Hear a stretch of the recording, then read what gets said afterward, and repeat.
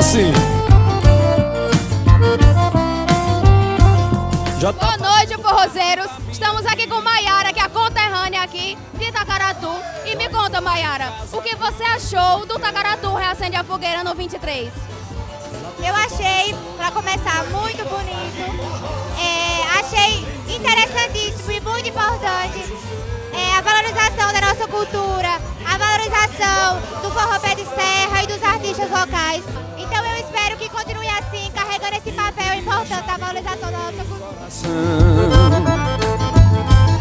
Também com tanto beijo, com tanto carinho, eu tô vivendo agora. Estamos aqui agora com Deise e Val, aqui no Palhação, com muito forró pé de serra. E me diz, Deise, o que você acha do São João Tacaratu, que é um São João tradicional para a família aqui de Tacaratu? É uma festa tradicional, uma festa de família, né?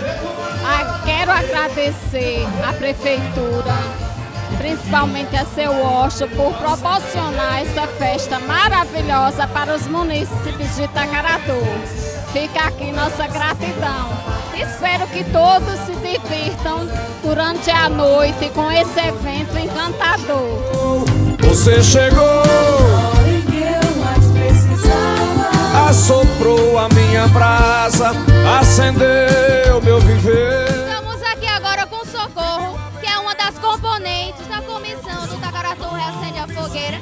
E conta pra gente, Socorro, qual a sensação de Tacaratu cultivar o São João aqui na nossa cidade?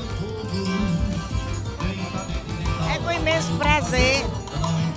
Estou aqui falando para todo mundo da satisfação, da alegria de ter concluído nossa equipe Reacende a Fogueira, ter concluído essa festa, e foi com muito orgulho de tudo ter dado certo, até a festa estar no último dia terminando em paz.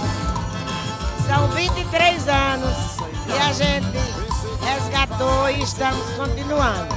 Só temos que agradecer a Deus, a população, trazer essa alegria para o município.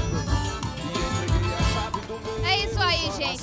E a gente só tem a agradecer a comissão também por ter trazido essa tradição à nossa cidade e permanecer fazendo até hoje com o maior amor e carinho, desde a primeira edição até agora. Nosso muito obrigado. É isso aí, gente. Tacaratu, melhor São João da região. Quero ver vocês, vai lá. Você chegou, assoprou a minha brasa, acendeu meu viver, pediu apenas,